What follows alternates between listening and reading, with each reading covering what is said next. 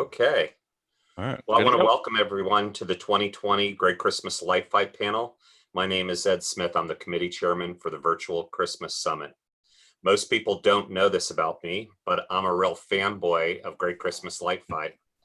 Over the past 7 years, I've been to 7 or 8 different filmings, and I've probably seen about 20 different displays across America. That's mainly because my ability to travel, I kind of schedule work, kind of where the contestants have been. So it's been very exciting for me to actually see what the folks that are on the show, what they have and what they bring to the table, and get inspired by all that they do. Most of today's heavy hitters in our hobby are past contestants, including Tom Betgeorge, Matt Johnson, Ryan Casper Cook, Darren Hufty, James O'Hennessy, Walter and Jackie Monkhouse. And before we meet the newest GCLF alumni, we'd like to meet the casting team. We have with us today, Kristen Moss. Kristen? Hi. Shared the link on YouTube on Facebook. So hi everyone, nice to meet you all. I've been the supervising casting producer since season 3. I was a casting producer in season 2. I'm excited to be here. I know all of these families. I've spoken to all of you, and it's just so cool to see your journey. So thanks so much for having me. AJ, let's say hi. Hi, I'm one of the casting producers. I'm usually the person that you'll do the interview with.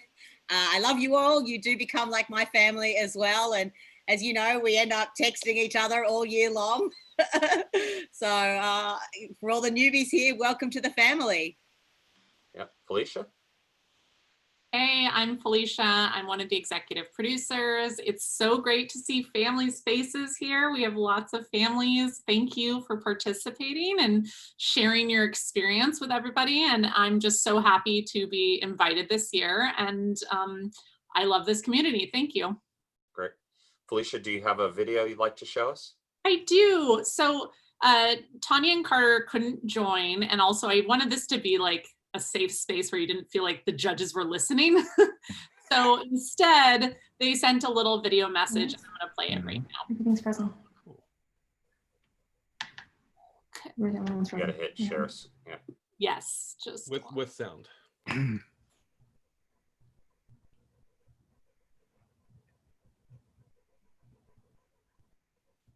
think by now this would be second nature. There it is. I believe it's going to share with sound. Let me know if there's no sound.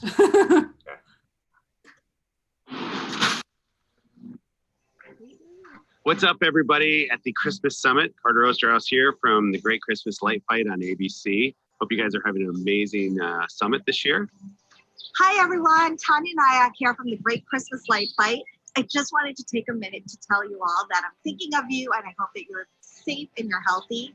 Now more than ever, your communities need this bright, shiny happiness to light up their lives. So I thank you from the bottom of my heart for everything that you all do. The Great Christmas Light Fight, I just want to say, for me, has been such an experience because I get to work with so many different and see so many different displays. The fact that we're still shooting, and every time I show up at somebody's home, I always feel like I'm seeing a new, different, original display. And that's what keeps me going on the show every year. So for those of you who have not actually signed up to be on the show, I would encourage you to do so. We are casting for season 9 already. I'm so excited. I can't wait to be able to get back on the road, meet you all, dance with you all, and see your amazing light shows and your amazing displays. I, for one, love the displays that you can see practically from outer space. So until then, stay safe, stay healthy, keep doing what you do. I love your creativity, your ingenuity, and all of the passion that you guys put into your art. So thank you guys for doing what you're doing. I hope to see you one day and on the show. Until then, Merry Christmas. Mwah! Very cool. Yay. That's awesome. That's great.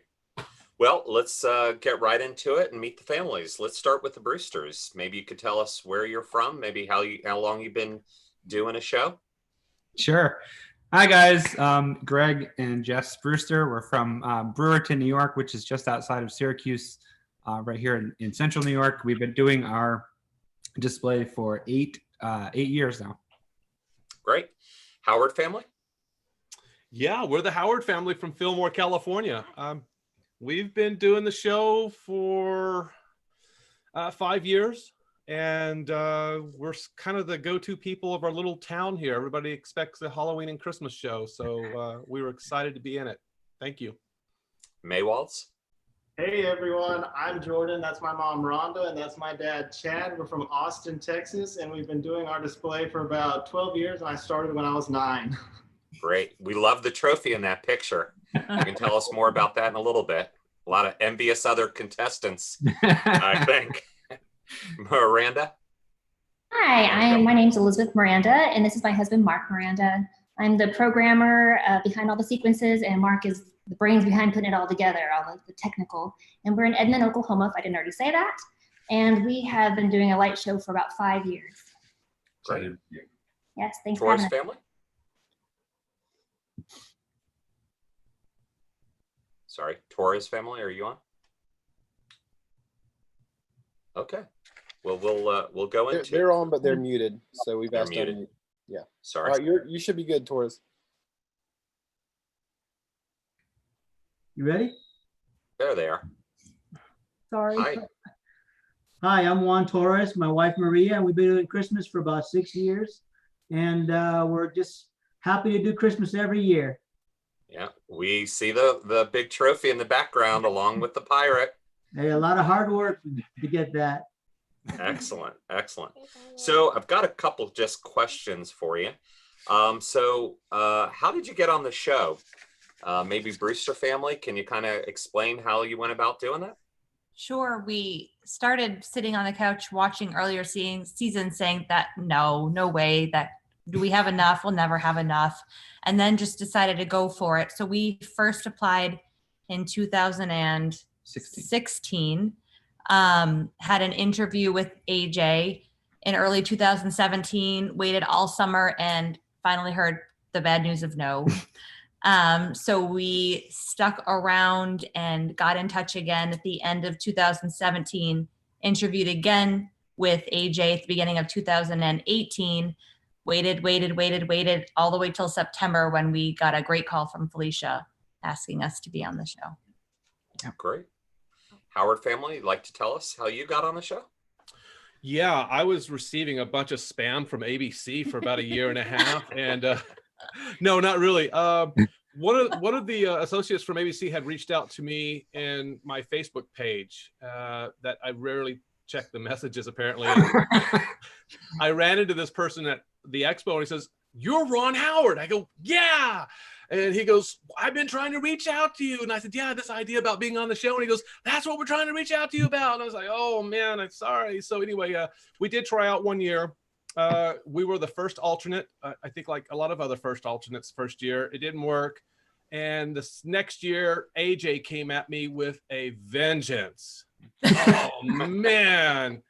I was like, man, I was ready to buy her condo, her car. I was ready to just, she had me hook, line, and sinker. And I was like, I don't know, AJ, man, it's like pixel shows don't do really well. It's hard, to get that trophy with a pixel show. You know what I'm saying? She goes, no, it's going to be different this year. And I said, okay. And then I think I spoke to Felicia and a couple of others, said, we really want you on it was Kristen. Kristen was the one that really kind of pushed me over the edge and said, okay, look, I'm going to do it. We have to do it. And that's how we got on the show. Great. So let me know, what was the experience like of being on the show and dealing with the camera crews in your house and doing the filming and the traffic and all of that? Maybe we could have all the families kind of maybe explain what your experience was like and give us a little maybe background on your show. I know on some of them, if we start with the Brewsters, you have the Rockettes or, kind of Rockettes, I think, on it with synchronized wristbands and all of that. So maybe just tell us a little bit about the experience and the cast and all that. I think from the second that Felicia called us and said, hey, we want you to be on the show, which also was I think 8:30, 9 o'clock at night, our time, because we're obviously on the East Coast. I didn't sleep for probably the month and a half, 6 weeks that it took for them to get here and do everything. But, you know, the second that Craig and Tracy, our producer and coordinator, came to our living room, it was like an unreal experience. I don't know about the other families. I'm sure you'll say the same thing, but it was just surreal. Like, you know, we had the garage set up with tables and chairs, and I thought, oh, I'll make this sort of homey for them. They were like, nope, move it all out. We have to move all of our camera stuff in. It was an unreal experience. I remember our kids sitting in the door to the garage and just being like, oh my gosh. I mean, at that point, they were probably 2 and 4, so super young. They didn't really understand, but it was such a fun experience. You build a family in 3 days. You really build a family with your producer, with the camera crew, with the sound crew, and it's a whole lot of tired, a whole lot of crazy, and a whole lot of fun. Yeah. I'm just curious, you know, so when you applied maybe in January, and did they give you, you know, advanced warning? Yeah, you've got 5 months to plan this out, or no? So you know, so I remember going back and forth with Kristen a few times. We kept adding things to our show, when I would say, hey, what do you think about this? And AJ, we would talk about, you know, different things. And I kept sort of hounding Kristen. I remember the emails back and forth. Do you know anything? Do you know anything? And she's like, no. And I sort of put it off because it was September. It was middle of September when Felicia called, September 11th. I remember the date specifically now. But then October 1st, they were out to do their first scout with us. And so it was, and then we filmed November 1st, 2nd, 3rd. So it was like literally 6-week time frame from when Felicia called us to when we actually filmed. Got it. But nothing from January till September. Right. Just anticipation. Yeah, a lot of that. Stress. Absolutely. Mm-hmm. Howard family, you want to tell us a little bit about your experience, and, you know, maybe talk about the crew or anything that might be exciting? Yeah, I think Greg hit the nail on the head. You build a family practically overnight in those days. We had Chad, who was phenomenal. We had the most tenured crew that ABC has for that fight, for the Light Fight show. And it was phenomenal. He was very intense, and we had some agreements and disagreements about certain things we wanted to do in the show, which was great because he did want to hear, but it was ultimately going to be, you know, what he felt was the best, because that's his job. He's got to produce the show. And I'll tell you, everybody from the director of photography to all the sound people, everybody was just so, I was blown away how professional everybody was. Luckily, I'd spoken to Jordan, who's kind of in the business. And he said, Ron, you know, and he was visiting. He says, Ron, you really should do this for the crew. And so by the time the crew got there, I had tables set up. They had their own SID for Wi-Fi. They had drop-down stations for power, chairs. I just basically turned my garage into their facility. And it was the best advice I was given, because they didn't need anything. And that just made life easier for them. So I say, happy crew, happy film. Ron, I think in yours episode, you had a floating violin. Where did the idea for that come up? And, you know, how did that all come about?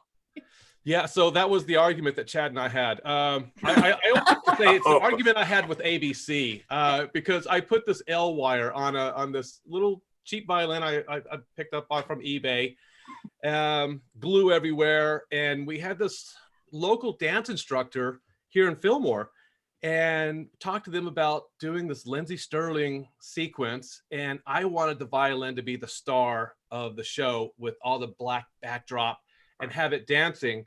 And Chad was like, yeah, that's cool, but what if, you gotta love those, what if she was all dressed up with lights the whole time? And so we were going through the sessions of just doing there was a Thursday before the Saturday reveal, just practicing. And it was looking okay. And I said, Chad, can we try one thing? Because they're filming all this. They want to see how it looks. I said, can we, in the middle part of the song, can we have her duck out off camera and then come back with lights on? But the first part's just the violin. He goes, yeah, let's try that. And as soon as the crew saw that, everybody just looked at each other like, wow, that's it. That's the thing. So I knew what I was looking for. Maybe I didn't explain it well enough, but that's what made it the final cut. And I was really happy about that. So again, nothing but professionalism from the crew. Great. Maywald family, want to tell us about your experience? Yeah, it was incredible.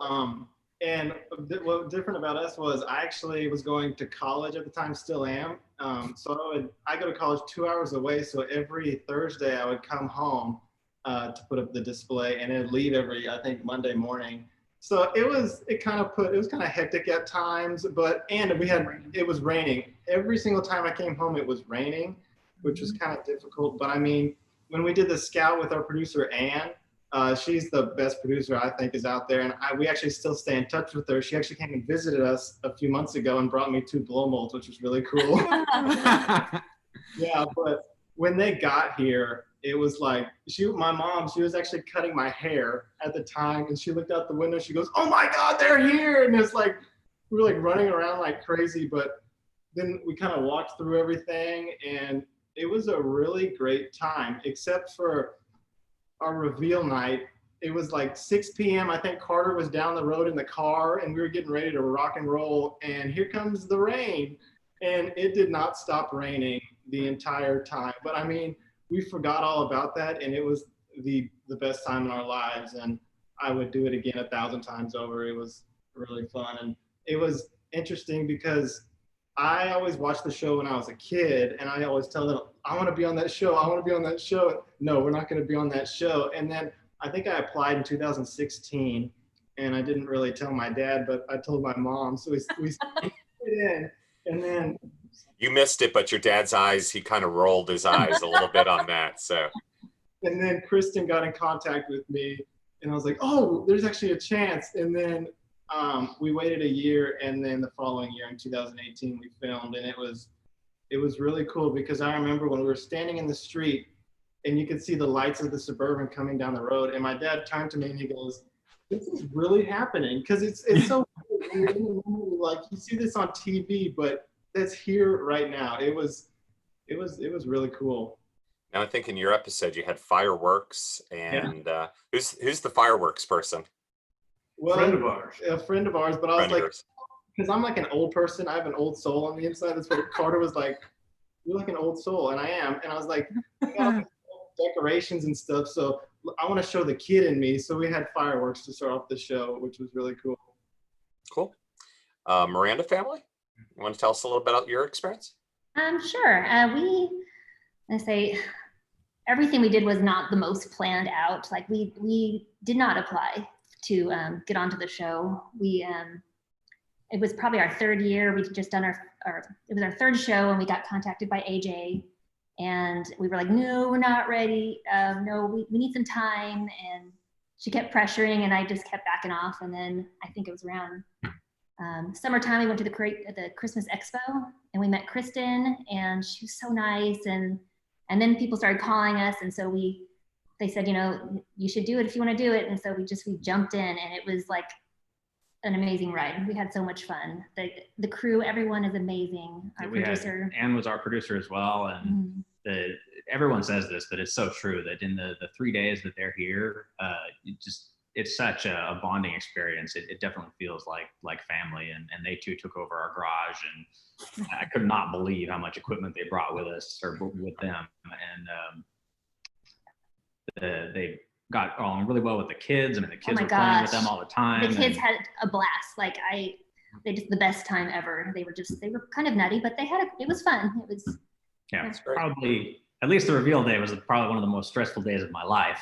But oh my gosh, of course, like everything always runs smooth when you practice it, and then like an hour before it starts, like I've never seen this man so stressed out. Like yeah, I was literally repairing pixels when we already had the crowd like standing out in front of the house. Like I had just finished like repairing the show computer, and I thought everything was good. I went to go try it out, and I had a bad pixel, and Carter was like going to be showing up anytime, and they're like, "Where's the family? Where's the family?" Well, I think we can all kind of share that experience when we've got something scheduled, but it's kind of probably a little more pressure when you're getting filmed in front of a national audience. Did y'all want me to show a video that you had? I was going to save that I think till when we talk about the judges. I think. Okay, great. Torres family, do you mind sharing with us your experience? They're muted again, I think. All right, can you hear me? Yep, we can hear you now. Yep. For us, it was a wonderful experience. It was surreal. I couldn't believe the ABC Great Life Fight team was actually here. You know, the 3 days were very long. They were like 12-hour days of filming. They were just, you know, very memorable days. I never thought I'd actually be on the show. I'm a great fan. I've watched every show, and I used to tell my husband, "Oh my God, wouldn't it be awesome to be on there?" He's like, "Forget it. We're not ever going to be on there. Don't even think about applying." And I did apply. Excuse me. I did apply, and Kristen, you know, she reached out to me and said, "Well, you still have a little bit more work to do. Contact us next year." The following year, he actually built me a castle. I'm the Christmas fanatic. He kind of just follows my steps and built stuff for me. And he built me a 2-story castle. And we were on the newspaper, on the news. And then Kristen reached out and said, "I can't believe you guys actually did the castle." And she said, "Does he have any more plans?" And, you know, we sent in all the drawings of what he was planning to do. And the following year, you know, we were surprised they reached out to us. And, you know, our producer was Ann, and when she came to the house, she seen the pirate ship. She was expecting a small pirate ship, you know, Not a like 32-foot ship in the not backyard. a huge full-blown ship. They were like, "Oh my God, you know, this is amazing." And it's funny how they kind of changed the stories around. You know, it was first going to be how he was kind of doing this for me, which is, it's more like, you know, he's not a Christmas fanatic. He went from a little reef at the door, would not put out any lights, to what we, you know, accomplished. And so they changed the stories around a little bit. They want to know why we got started, you know, or why I loved, you know, I had a passion for lights. It's because as a child, my parents wouldn't put up lights because they came from a communist country where, you know, Christmas is banned. So That was illegal back then. And, so they changed the whole story around, which is, you know, to make it work. But it was totally amazing. It really was, you know, for something you're going to remember the rest of your life. It was just fun. You know, I think just being on the show, everybody's a winner.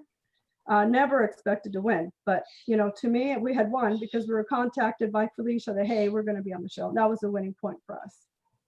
So I'm curious, once you win, do they give you a check right on the spot? And, you know, you can't share it with anybody. Can you kind of tell us, you know, it's the confidentiality around it and how that all works? The trophy, right? You do get the trophy. You get the trophy. You do get the trophy right away. And to me, that I was, you know, to me, that was like the you know, the whole cake. The money went to him to replace all the expenses and stuff.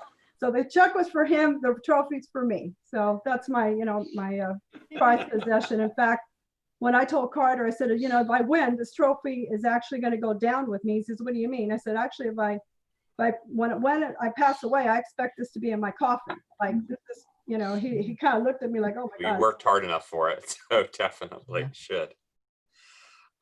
Let's talk a little bit about the experience afterwards. So, you know, I think once you've been on the show, it kind of elevates your standing maybe in your community and so forth. And maybe there's expected consequences, more traffic and everything, maybe some unexpected consequences. I'm not really sure. Maywald family, would you like to share with us how the show changed your show at all? Yeah, so lucky for us, we live on 5 acres and our display is about 2.5 acres. So whenever you would always hear about it, if you're on the show, your traffic's gonna increase. But literally after the Tuesday after we aired, I was like, it's gonna be busy out here. And it really wasn't, because I guess it was a weekday and we kind of live out of the city limits a little bit, but it wasn't. But once we got closer to Christmas, that's when they started coming. People were coming here. And so we have like a parking lot for everyone to park in, but once that fills up, cars, they were probably lined about a mile down the road. But on the night we won, it was funny because the newscaster was here and he was like, "So did you win? Are you gonna win?" And we were like, I was like, "I can't tell you, but either way, it was a great experience." So I guess he thought we lost. And so whenever it came time, he was in the back and he was like, "Oh my God," because we had a watch party and nobody knew. We didn't tell anybody. And when the time came and that car pulled up on TV and you could see something in the background, everyone was like screaming, and it was really cool. But yeah, the watch party was I think the coolest thing about the whole deal. We had 125 people. Yeah, but the best thing about the show that helped us, and it was, we do our display for the Make-A-Wish Foundation, so we raise money to grant wishes for children who are going through a rough time. And so we had raised $5,000 one year, $10,000, and then $16,000 another year. And then this past year, when the episode aired, we raised over $45,000. Wow. Wow. So the That's show great. brought all that traffic, so I can't thank the show enough for that. So we've raised over $76,000, and I think we've raised 12 wishes. So Wow. it's really cool. Awesome. Good for you. That's great to hear. Awesome. Yep. Brewster family, would you like to kind of share with us after the show airs and what, what happens? So we already were having a traffic problem. So our traffic problem just grew worse after our episode aired. Not immediately either. It took, I would say, closer to Christmas. People start coming, but people were waiting. We have a drive up and then leave. We don't have a drive through. We live on a quarter acre.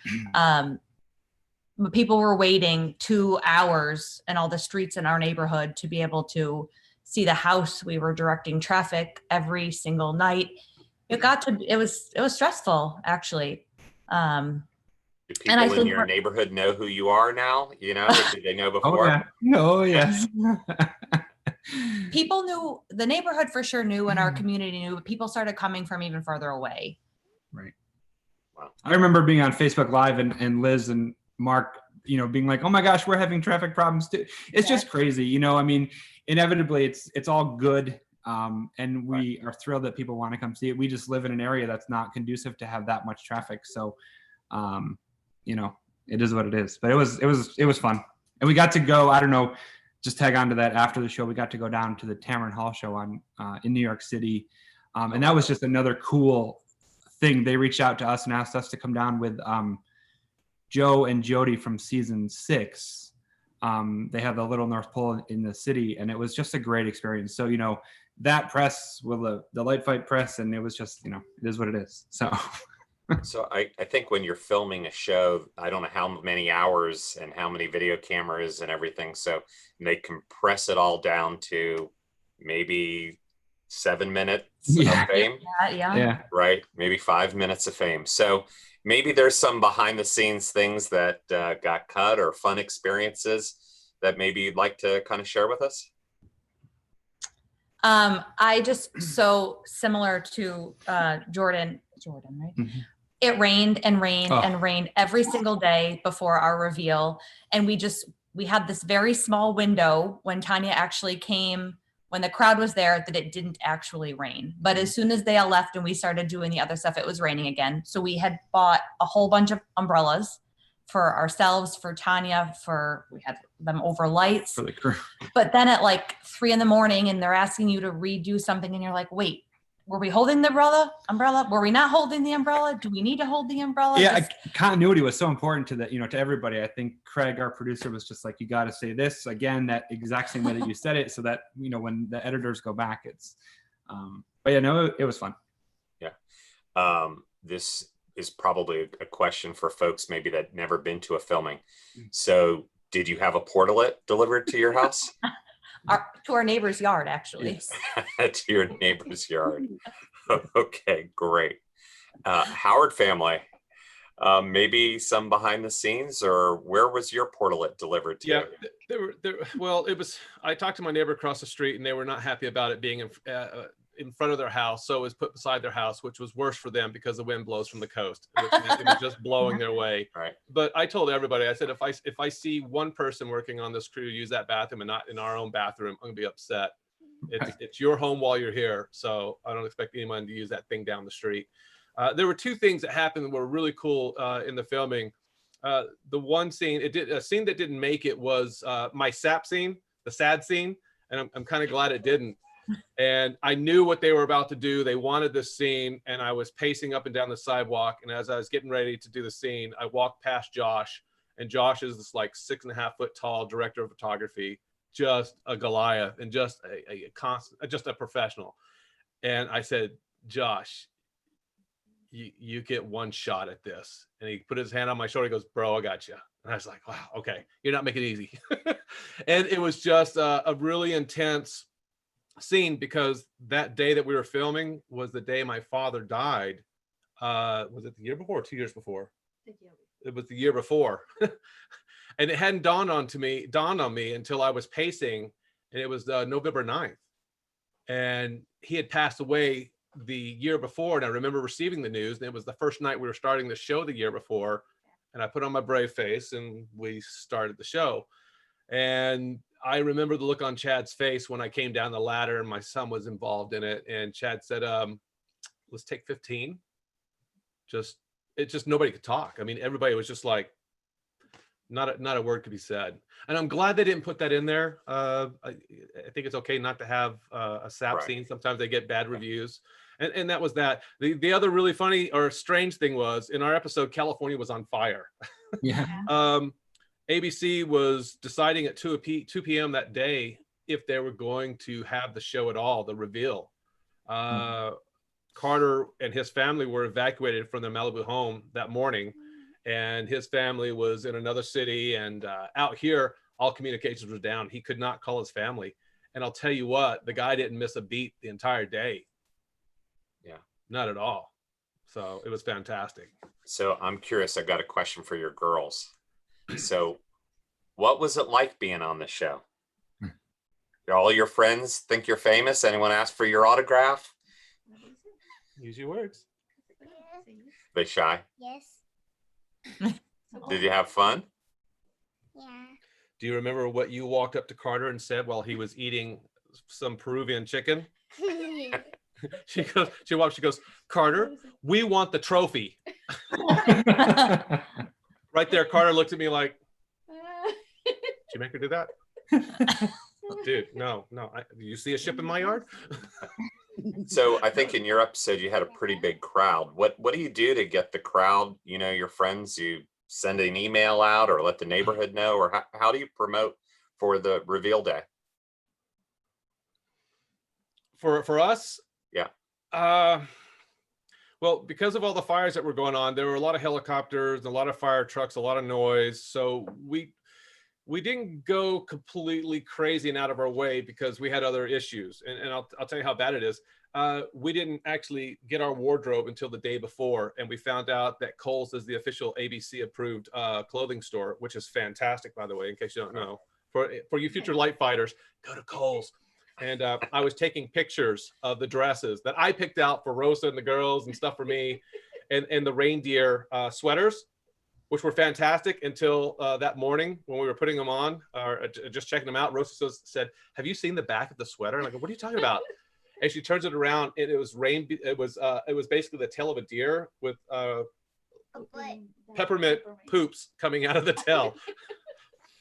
It was like, whoa, we got wrong. I think that made the episode. When we were standing out there, we were on the second take, I think. And I said, Carter, you want to see something funny? He goes, yeah, what? I said, look at the back of my sweater. He goes, oh my God. I said, should we bring it to the attention of Chad? He goes, no. So Miranda family, you want to share with us any behind the scenes experiences that quite didn't make it to the show? Keep disappearing. That didn't make it? They did. I mean, there was a lot that didn't make it, but yeah. They did a lot of interviews and things with just the kids, which I thought was great. Most of that, I don't think made it. Yeah, they were focusing on that we're a really techie family. I mean, our kids have way too many devices. But they had them actually hanging from the jungle gym with their electronics, their iPads, and keep disappearing. That was really fun. They had such a good time filming that. They had, I think they did do the green screen. I'm trying to think what else didn't make it. Yeah, so we did a lot of. Your show started with an iPad. So how did you get that? It's probably a topic for another time, but that was pretty. The producers actually told us that we were the first ones that they had been to where the device actually triggered the. Did it actually work? Yeah. Yeah, it wasn't staged or anything. So Carter was tripping out. Like, if I hit this button, it's going to go. Right. Yes, it will go. Like. And they didn't show actually quite a bit of that. When he first came out, well, we had the wristbands as well. And so that we did a thing, they focused on that. And I think they decided to cut that probably because of Greg and his wristbands that had already gone. But he touched different elements. There was a picture of the house on the iPad, and like he would touch the mega tree and something would come up on the mega tree, and he'd touch, the snowflakes. Yeah, the snowflakes, and they would do a little quick animation, and then the joy was the final thing, and then that started the let's I've got the joy song. And that kind of got weird too, because the songs and the videos that they were showing weren't actually correct. Like they were showing sequences from our house with totally different music. Yeah, It doesn't even different music. Yeah. And I had actually animated Sia for the Candy Cane Lane, and so she was singing the song, and I think all of that got cut out. Which is really interesting because Carter had a thing for Sia. In fact, he told us he was listening to Sia in the car coming up to the house, and he actually stayed late. Little anecdote. He requested that the camera crew stay outside with him afterwards, and he just did like a little one-on-one thing for Sia, basically, with her animated for Instagram. Yeah, for Instagram. Yeah, he made a special Instagram post for Sia in front of our house, so that was pretty cool. Just curiosity for filming. When do they film? Just the day of? They film the day before? How often do they? And they were filming. They were there for us. It was 3 days before Thanksgiving, which made things. Oof. Yeah. Yeah, it was good and bad. I mean, it was good. We benefited because we had 4 neighbors that are really close to us that they were going to be affected by the street being blocked off from the porta potty, and 3 out of the, or was it 3 or 4? 4. Oh, sorry, it was 5 houses, and 4 out of the 5 were going on vacation. So we weren't going to disturb any of them during that time. And one of them said, "Fine, go ahead and put the porta potty in front of in my driveway." So that worked out. Yeah, it did. I lost the question. What was it? We started getting on the porta potty. Got off on a tangent. So the filming. So just for curiosity, was everything? They were filming every day that they were. That's every day. 2 days Is in a it a 1 day, 2 day, 3 days? It was 3 days, but Carter's only there for a few hours, Right. and that's kind of an interesting point too. That's is the talent. He knows nothing about you until just beforehand, and so you have to sell yourself, during that brief period that he's there. So all this filming that they've done for the days leading up to that, and there's a lot of filming, he doesn't get to see any of that or know any of that. Yeah. So when you see the show and you see the decision that the judge makes, it's not necessarily based off of, what you see in the episode. It's just based on the time that you were with him. Right. Yeah. I guess let's go into judging. So, maybe we'll just get a quick thing through for all 5 families. You've done the show, and you're confident, hopefully, at the end. And then what happens? Is it, the next day, 3 days, and then you can't tell anybody one way or the other? So what it was like and the emotions that you go through and all of that, I guess. So Brewsters, you want to give us a little bit of background on that? So I think for the are we muted? No, we're not. No, you're good. So the 3 days of filming, as Mark said, it's just crazy.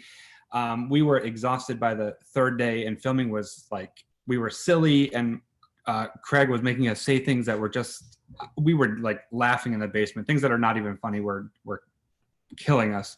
But afterwards, we just we were on such a high, and I know I think Ron said too, like, all right, Liz, the kids were so excited. They were so sad when the crew left.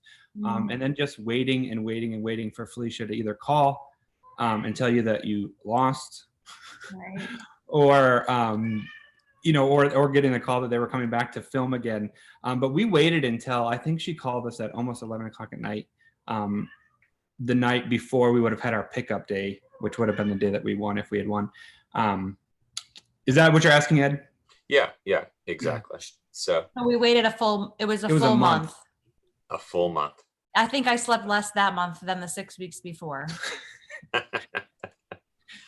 Let me see. the Maywalds. Let's go back and maybe talk a little bit about what happened after the show and any positives or negatives from your experience. Negatives. No, it was all good. Yeah, we would do it. We would do it again, definitely. It's just that anticipation and waiting. It was quite a while. It's like, okay, are we ever going to hear anything? And I was still back at school Yeah. doing finals and stuff, so I was like thinking about the show, thinking about school, and then my mind would go two different ways. And then that night we filmed because we didn't know, and I walked outside and Carter was standing right there at the end of the sidewalk, and he said, "Hey Jordan, what's up, buddy?" And I was like, "Oh my gosh, I think happened." Yeah, I mean, and then the cool thing, what I learned from that was, he goes, "Yeah, you're the youngest champion we've ever had on the show too." So I won when I was 20 years old. So I guess we'll see how long that sticks around. There's a lot of young kids getting into it, so we'll see how long I guess I hold that title. I think the funny part of the whole thing was when during the trophy ceremony, trophy wasn't there. Yeah, Oh, yeah. we filmed that, and Carter turned around to go get the trophy, and he was like, "Where's the trophy?" He was like, "Oh, it's back at his shop," because I guess they were hiding in the shop. So one of the girls ran and got it, and then they're like, "Yeah, let's do that one again." So it's a retake on actually showing y'all your excitement for winning it again. Yeah, several things, but that was probably the funniest. She was like in the background, like shoving the red bag over it, and I was like, it was really cool. But yeah, and it was cool seeing the red card too. So that's funny. It was kind of hard. Saturday. When did we do that? Saturday? Because and people were driving by still because it was a regular display night, and I was like, oh gosh, how are they gonna not know? And then so the next day we were just open because the crew was gone and everything. And some lady comes up to me and my mom. We were sitting at the end of the sidewalk, and she was like, "So let me ask you, why was there a red car with Santa in it?" And she asked me that, and I was like, "I gotta go inside, Mom. She has a question for you." Out to dry. I was like, oh my goodness. And then I said, oh, we know a lot of people with vintage cars, and I said it's probably just somebody's shop. It was a friend. Yeah, but it was hard holding that in for a year that we had won, because I think we filmed it December 8th of 2018 that we had won, and then it aired December 9th of 2019, and everyone was always asking us, our friends, so did you win? So did you win? And I was like, oh, we don't know. And they believed us, and then it got to that point where it was like, no, but just please quit asking us, because I'm a horrible liar. And even our son's fiance didn't Yeah, know she didn't know until the real night. She was like, couldn't say anything. but, yeah, we were able to keep it quiet. My brother was like, how'd you keep it quiet? Yeah, he's bad at keeping secrets too, so. Well, I see we've got a ton of questions in the chat. We're going to go transition to the casting team if we can. And then after them, we'll have questions from the folks. I think there had been over 60 questions in chat. So maybe if the hosts can kind of, monitor that. So after Kristen and her team talks a little bit about how to get on the show and how to apply for the show, and maybe what they're looking for, then some of the folks, if you're interested in asking them questions, if you wouldn't mind in the chat. I don't know if it's a question specifically for one family, if you just want to write the family's name and then the question, or if it's a generic question, we can kind of take those and roll with those. So Kristen, so if someone wants to apply, how do they go about doing that, and what are you looking for, and what's the process? Yeah, absolutely. So the best way to apply is to go to lightfightcasting.com. There's a pretty extensive questionnaire. You can include video links and kind of stats on your display, who's involved. And so we get a good snapshot, and we'll take a look at everything that you've submitted and go over it. That makes our lives a lot easier, but as most of the families know, we will also chase you down if you're going to put your display in a video online, we will find it and we will find you. So, but, you know, we want to have families. I mean, Liz, I remember talking to you at the expo 2 years ago. Yes, I did too. We are not doing it.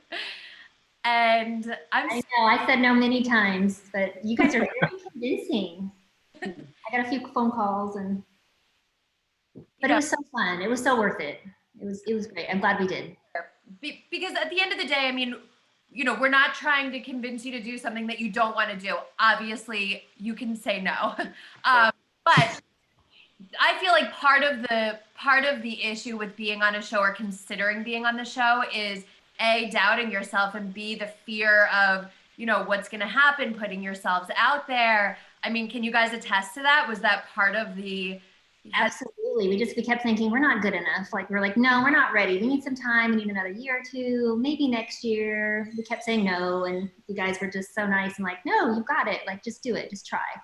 So I would promise ships would not be in the competition, which is one of the reasons I said yes. The rules were not clearly explained to the Howard family, I think. That's fine. Anything goes. I can tell you that. Anything goes. And actually, Juan and Maria, because we had interviewed you, I think, at Christmas time. And then I said, okay, I had already seen the castle, and I was like, this is amazing and something I'd never seen. But then you continued sending me what you were planning for that following Christmas. And I was seeing an entire life-size pirate ship being built in your backyard all summer in the Vegas heat.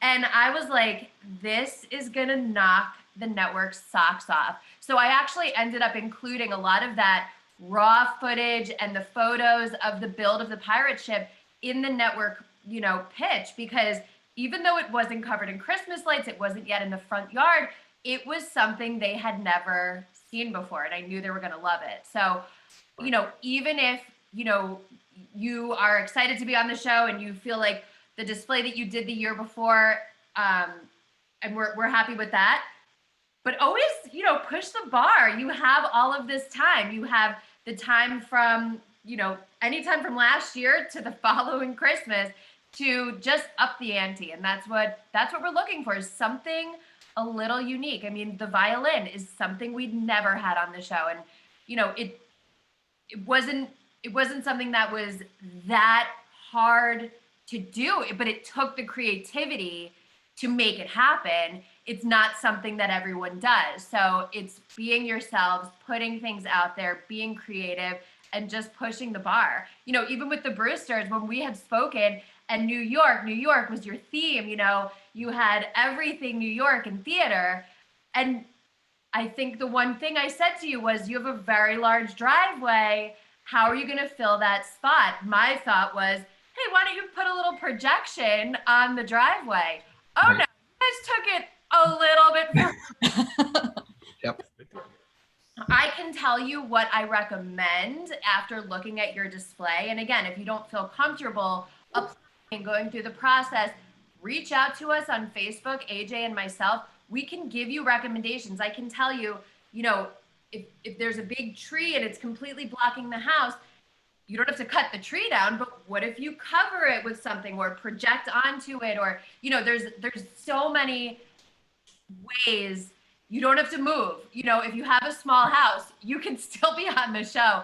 You don't have to be something you're not. We just want you to be the best version of what you are. So that's my recommendation.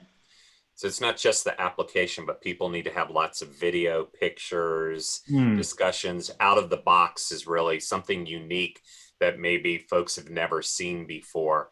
Because I think you're right. People don't want to see the same thing that was before. And one of the key things that I've seen is people don't get on the first year often, but it's a year 1, 2, 3, and you keep adding to your show, building. And it kind of gets to that level of what, you know, would be interesting to everyone. And I think I'd like to add to that is that I remember when Greg told me about the Rockettes and the dancing, and we do talk to people year in year and they go, I'm going to do this. And then we go, well, great, we'll see the footage at Christmas. And then Christmas comes and they didn't do it because, you know, they were like, oh, well, I would have done it for the show. But, you know, and it's hard for us to kind of be able to call it whether is this person going to do this or not. Well, Greg, the Brewsters filmed a dance class with choreography in the middle of summer with the Rockette dancing. We were like, oh, okay, they can do that.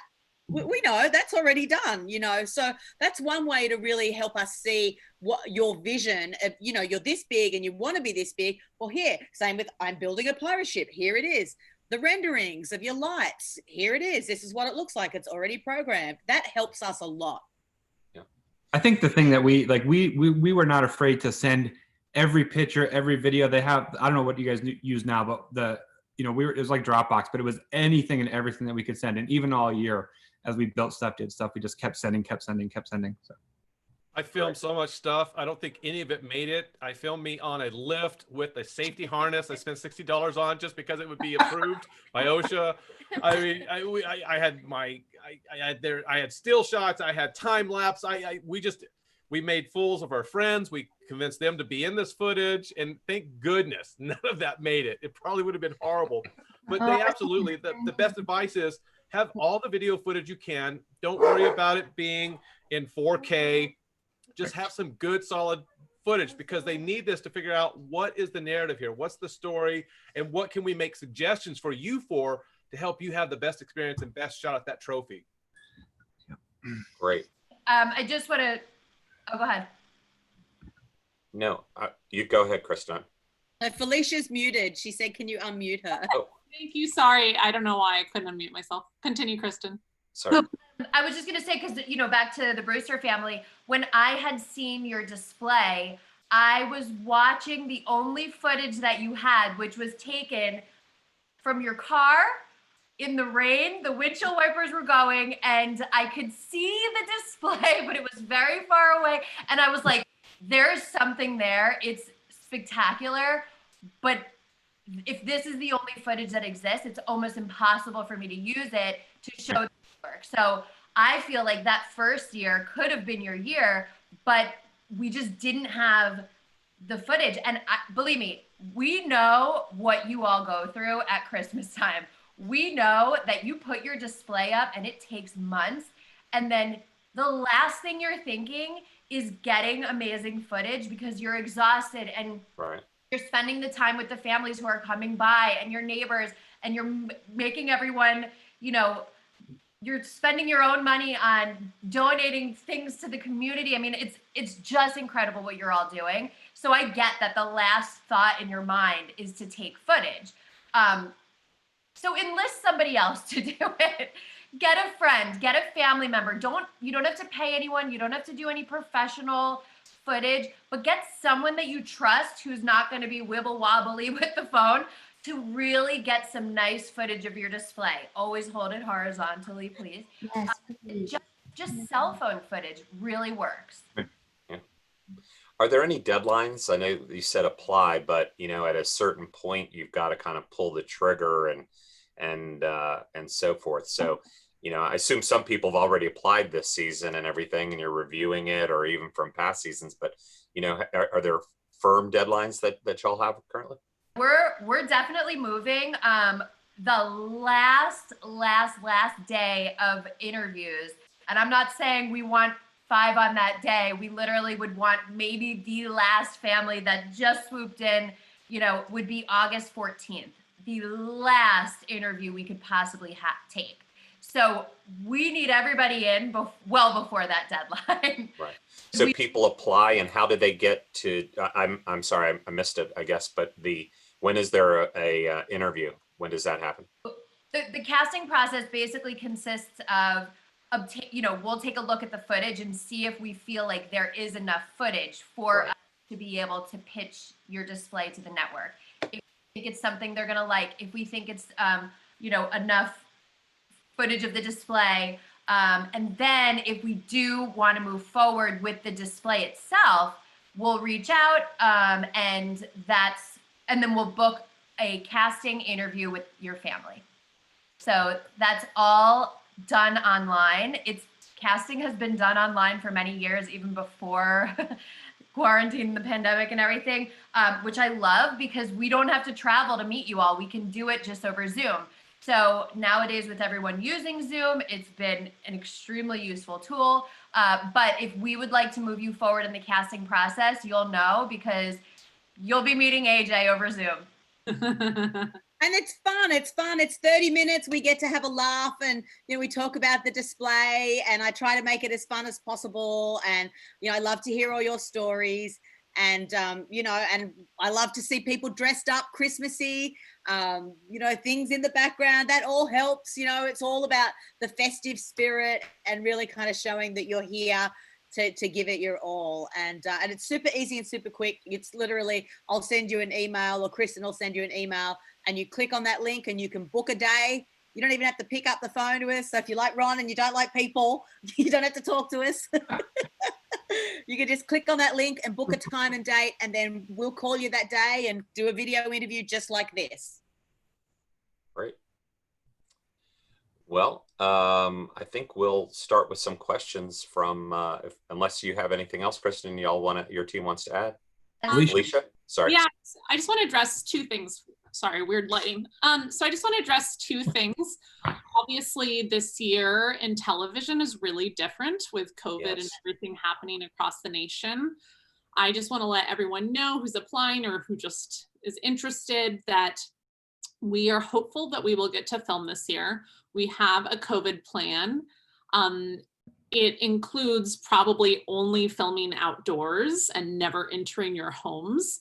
So there will be things that are significantly different about the process, but we are committed to doing it in a safe way that keeps everyone safe. We'll probably have to really travel a lot more by car, a little less by plane, etc. But we have a plan and we're very hopeful we will get to do it. We are still waiting to hear from ABC, if they feel comfortable.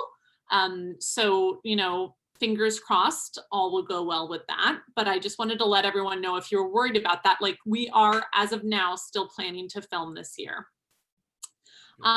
Additionally, I just wanted to talk about those of you who've been on the show before, that I pester you with emails once a year and say, hey, we might want to do a rematch episode or episodes. We talked to ABC about it again this past December, and they are very into the idea of starting at season 10, doing rematches. So think about, if you've already been on the show and you want a second chance, think about how you can improve and change your display enough to be on the show again, because we are really only interested in showing houses that have undergone major changes, right? I'm not talking about a second story.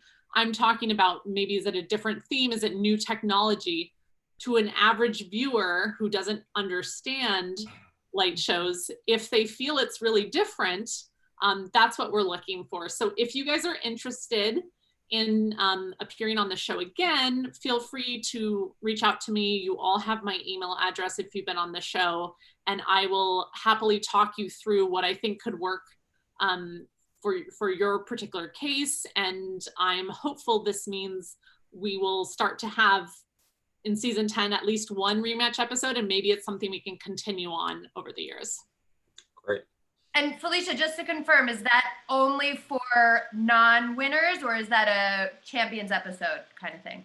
Yeah, so we'll probably do a rematch for people who didn't win first and then later do maybe a champions bowl. But right now, everything's still up in the air. So if you're interested in being on the show a second time, whether you won or didn't win, please apply.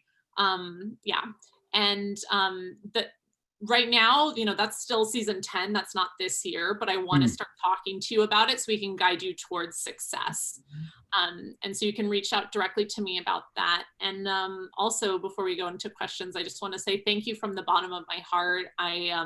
This show, I've been on it since the beginning. I know how hard all of you work, and I'm so grateful that you share your experiences here. And we love you guys. You have made this one of our favorite shows to work on, because how often do you get to work with such amazing people? So thank you. Great. Thank you. Yeah. Well, one of the things I forgot is the Miranda family had a video and we were going to touch on it. So if I'm going to do a share screen and just show a little bit of the video if we can. And then while I'm doing that, if the host can kind of look it through the chat, and we'll start with some questions right after that. So let me do a share screen.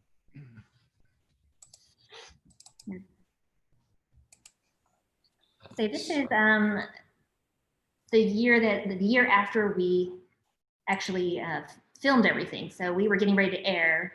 So we had some news crew at our house. We just done a report, just talking about getting ready to be on the Great Christmas Light Fight. And I'm just kind of videoing the whatever. Taking off down the candy cane lane. And there's a little girl out front. You can see her kind of walking around. How you doing? How's it going? Oh my God! Sorry, I'm like recording. I just dropped my candy cane. The kids just went inside. Oh yes, I'm still videoing. I was videoing them, and I didn't. Oh, it's so good to see you. How's it going? I'm such a fan of both of you. Yeah, I posted that they had come by and they had everyone told that we won. Because it was such a shock to see them in front of our house the year after. Yeah, this was about a week before our air date. So when that happened, and so when we posted video that Carter was out in front of the house with his and with wife a picture and his kid. with him and his daughter and his wife. They're just the nicest people. Oh my gosh, I was pretty surprised, as you could tell. I just like lost my brain and dropped the bowl, and I was just like, hi, like not embarrassing at all. So just wanted to share that lovely moment with all of you.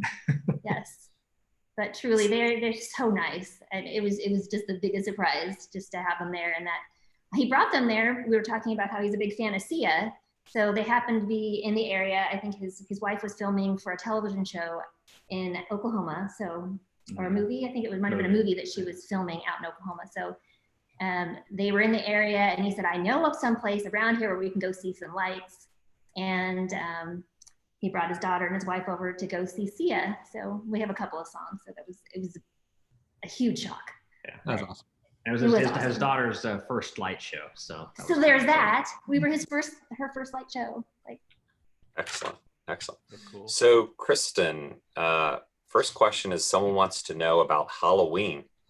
Have you all considered doing a Halloween show and putting one together?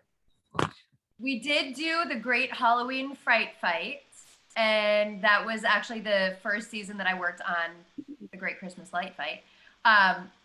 I loved it. Our other executive producer, Brady, loves it. I mean, it's something that we love, but for whatever reason, it hasn't come back yet.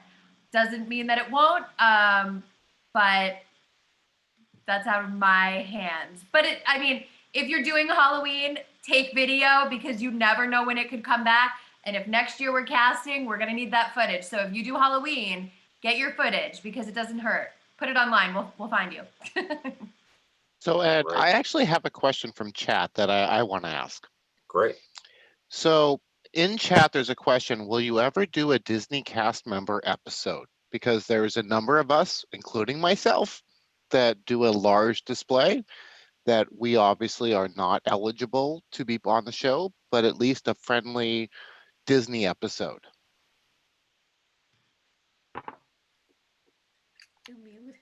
Felicia wants to be unmuted. Hi, sorry, I don't know why that keeps happening.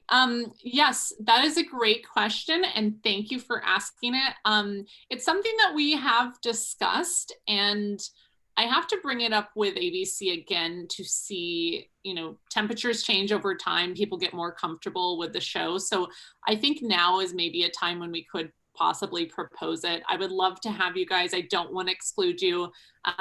In game shows, perceived fairness is just as important as actual fairness. And so that's where our hands are a little tied, but thank you for the question, and I will follow up on it. And it doesn't hurt that if they're, if all of you apply and we can show them, listen, here's one episode, you know, and we could say all of these families would be on the show if you would allow it. That could kind of tip the bar too, right, Felicia? What do you think? Yeah, it would have to be, everyone who has a tie to Disney would have to compete against each other, so it's fair and no one thinks there's like a fairness issue. So thank you. I will definitely have updates on that hopefully in the next year. Okay. There's a couple questions about the application process and the follow-up. And so I think maybe people apply at the beginning of the year, and then there's maybe a dark out window or something where, you know, you're not actively recruiting. And then once you do start, you know, then people be contacted. So I think there's some concern about that, if you wouldn't mind addressing it. Sure. We have 2 casting sessions. So we have one casting session that happens at Christmas time, where we're looking for new footage. We're seeing what videos are being posted. We're doing outreach. We're accepting submissions. And then we all work freelance. So in mid-January, we all go off and, you know, do other things or work on other shows. That's just how the industry is. I wish I could work on Christmas all year round, but it can't happen. So we all go down. There's really not anyone working on the Great Christmas Light Fight from mid-January to around right now. I'd say we started in the beginning of July. So our emails are always like up and everything, but we usually have our reminders, you know, our vacation posts up. But so there will be times that we'll get back to people if they have like pending questions. But right now we are working on casting full-fledged. So anyone who has applied will be hearing from us if we'd like to move you forward in the casting process. So we get a lot of applications. We are taking your information. We are putting it into our database. We will probably end up contacting everyone towards the end of casting to let you know it's wrapped up. But we may not be able to get to every single family who's applied unless we'd like to move you forward in the casting process. We're an extremely small team.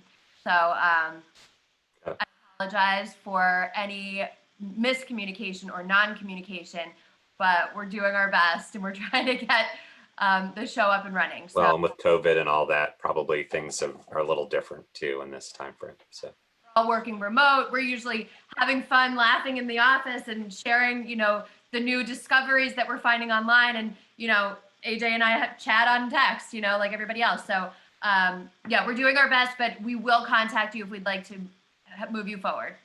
And So- I'm pretty accessible as well. Like you can find me on Facebook, AJ Rochester, as you can see my name here. I'm pretty easy to find. I put my email in the chat, so you can also hit me up and just send me a link to your display if it's on YouTube or whatever, and I can have a look at it. And I'll always reply if I'm in the office and I'm working during that time frame. And then when I get back in, I usually go back through my emails and I'm like, oh, they emailed me in March. Oops. Okay. Hi, we're back in. And then I just got a private message. So I won't say who asked me this question, but someone, and this is actually something that comes up quite often when you're the single person doing the display. So like I'm a 1-person show and it's just me. That's okay. But during our interviews, we always like to have someone, and they don't have to be the one who's handing you the bulbs or anything, but it can be a neighbor, a friend, a relative. You know, we always do like to have the interview, you know, with 2 people, but given it's COVID as well, we can do 2 people separately, safely in your own homes. We can Zoom you in. We have been doing that. So just don't let that preclude you from applying, but do know that when it comes to the interview, you are going to need someone to bounce off, even if they go, oh my God, she's crazy. She's loved Christmas since she was a kid, like that kind of thing. So hopefully that answers some common questions that I get. this is an off the wall question. How many Santa cars are there and how do you get them? And is Santa really driving the car? This is so much work for our team. And Christina, who's also on the casting team, when she first started with the show about 4 years ago, her first job as a PA was to find the red cars. So yeah, we have a database of thousands and thousands of red cars all over the country. But for insurance purposes, since these are like vintage cars and whatnot, the owner driver has to be willing to dress themselves up as Santa And sometimes it's a lot of work to find someone with a beautiful red car that we can fit our cameras in and the host in, and that they're willing to sometimes trek out through mud to a field. It's really amazing, the community of people who truly usually just do it because they love the show and they like the idea of showing off their car in the show. So yeah, hats off to all the Santas out there. Great. So someone's got an idea for y'all. Have you ever thought of having families compete for their favorite charity? So yeah, it's something we talk about a lot with ABC. Off and on, at least every other year, I try to say let's do a charity episode again. The truth is that you can have the money. You can either donate the money to charity as much as you want after the fact, and we've just recently got ABC to agree that if you need the money to go all directly to a charity, that is potentially possible. That's a very new thing that they finally started agreeing to do. If you get chosen to be on the show, talk to me about it and we'll look into it, because it also has to be like an ABC approved charity and there's a lot of red tape. Okay. This question, does the video have to have sound to it? Oh, I got text that just now, actually. Yeah. Your submissions don't have to have sound. We're looking at the lights. So if that's the only video you've got right now, just send it through to me. We've been texting. So, send through what you've got. Oftentimes we then look for local news stories, or we'll we'll ask you to post on Facebook and go, hey, friends, neighbors, did anyone get a shot of my display? As long as we can see your display straight up, and don't edit it. That was the other thing that also texted me. Don't edit anything. We'll take all of your raw, just send us the videos, and we'll edit it if we need to, if we're making an audition video. But just get in touch with us, start the process. We'll walk you through it step by step. But once you're with an open line of communication, like everyone has joked, I'm not going to let you out of my clutches. I mean, you literally become part of my family. And, we even stay in touch after the show. I see what's happening in your lives. And so, just get in touch. Yeah. What about drone footage? Do you like that as well? Okay. Love drone footage. I do want to touch on the whole music element though, because if you are a light show, we would love to see what you've programmed the lights to. So if it's a regular static display, our editor is going to put music to that. But if it is a light show, and Liz, you had mentioned that when you watch the show back, the music wasn't the same. Felicia, you can touch more on the topic of kind of licensing and stuff, but I do want to bring that up so that you all know why we do that. Yeah, I know I've talked about this on podcast and whatnot for everyone, but music licensing is tricky. Even when we try to get quotes in advance and see if an artist is willing to let us use them on the show, sometimes those quotes don't end up coming to fruition and X, Y, and Z. So we always try to get a list of preferred music from the light shows in order of these are the songs I want. And we do our best to try and use that actual music, but sometimes it just doesn't work out. And we always try to be upfront with you about that. The other thing is, when it comes to, as much as I'd love to show everyone's light shows just in their entirety with none of our editing, that's just not what a viewer who doesn't know the world of light shows wants to see. And so we really have to edit it in a way that it's going to be as flash bang boom for the viewing audience at home that doesn't know this world. And I'm sorry, I know that's hard because you put so much work and mastery into what you do, but we're very upfront about that. You've seen the show. It's not always going to be an exact depiction of what you do, but we encourage the editors to start at the base of what you actually did, and then they just, kind of supplement from there. We just have to make it look as exciting and awesome. We take all of the best elements of your light display and just cram it into the few minutes that we get to show it. So it's a balancing act, but we try to make you guys look amazing. I do promise that. I can tell you, sorry. Oh, and really quick though, but that being said, that's what the viewing audience sees. At that point, we're already a year ahead and the winner's been determined. What the judge sees is exactly what you've done. They hear the music you've put together. They see the sequencing you've done with your hard work. So what's being judged is what you've done. What's shown on television is what we can show based on time, and every other number of things that Felicia was just talking about. So. Absolutely. The judges judge in person. They don't look at footage. Yeah, I can attest that you make the folks look awesome. Season 1, the very first contestant, I saw it on it, and I went to his house about a month later, and it was the smallest house, I think, on Long Island. And I was like, wow. And probably season 3, I was at Matt Johnson's house the day before filming. And he says, he gave me the address, and I'm like, well, I'm sure I'll see it as I drive, as I drive through. And when you get to his house, I almost passed it because he didn't really have anything on there, but you all made, the whole show and what he did look absolutely amazing. So there's a lot of magic that goes into the production of the show. So there's a question as to how old do you have to be to apply? I mean, go ahead. Yeah, there's really no age. I mean, obviously, the person signing the paperwork, who is, I'm assuming if you're a minor, you're living with your parents. So someone has to be of 18 or over. But if you're a teenager and you do your display, I mean, I don't know, you're going to have to battle it out with Jordan and see if he's willing to be that youngest champion ever. But, we're happy to see the young ones coming up, as I'm sure all of you are, to keep this going, to keep the community growing. I hope that the show has had a lot to do with what I've seen, more growth in the Christmas decorating community, as well as what you guys do and how well you keep connected and keeping in touch and training everyone. And, what you all do, the forums, I mean, is just incredible. So if we have some new young bucks coming up, we want to see them. So there's a couple suggestions, maybe different themed categories. Have you all considered doing that, and maybe giving a prize trip to Disney World? So suggestion on that. Yeah, we've talked about themes, and every year we always investigate different themes and look into it.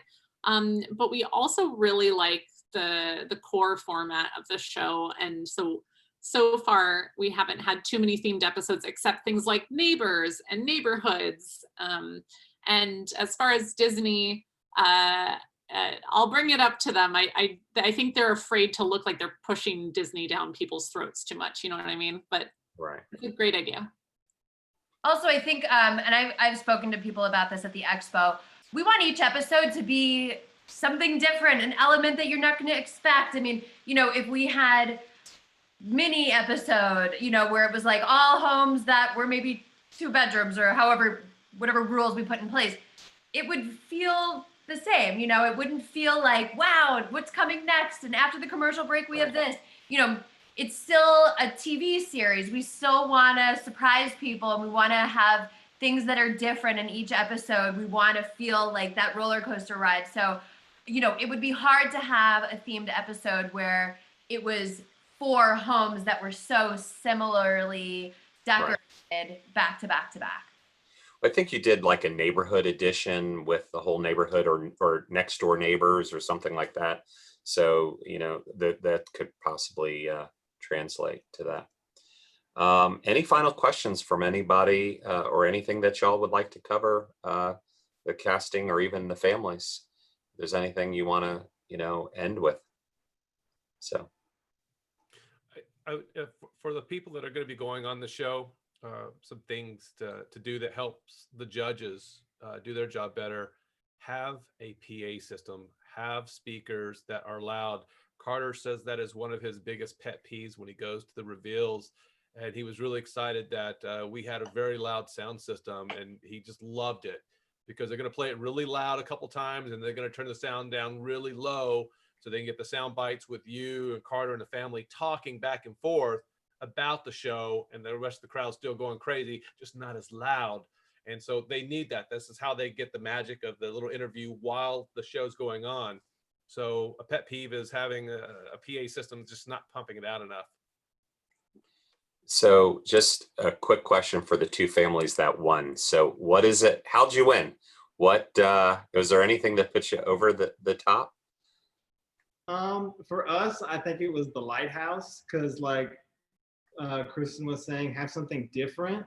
I pitched that idea to them a year after I had applied, and I said, I'm gonna build a lighthouse and here's where it's gonna go. And then through the summer, I started building it, I think in August, and then I was sending it to them. I think John, I was sending it to, and he was like, wow. And I was like, it's gonna be 20 foot tall. And then we started building it. And then I guess they pitched it to the network, and it was like, okay, he's actually building it. It's gonna happen. And then once Carter got here, he was like, whoa, that's really cool. Because what they cut from there was we actually got to go up in the lighthouse. So Carter and I went up in the lighthouse, which was really cool. But that whole scene right there, it's not just the lighthouse, it's the lighthouse with the lake of lights. And that's where my whole Make-A-Wish story is. So when people come, I have the deer flying through the air, and each deer represents a wish we grant. So every single time we grant a wish, I add a deer. And when Carter came, there was 3 at that time. And then now there'll be 12. But you could just see the look in his eyes. It was like, this is really cool, because this display is not just for our family, it was for the community and helping others. And he loved that, and all the DIY stuff too. So Great. I think that's what did it. So For his family, any secrets to winning the light fight? I think you're muted. You can raise your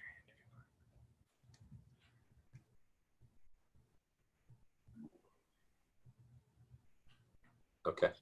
We'll go just one final question for each of you. Would you do the show again? Brewsters? Yes.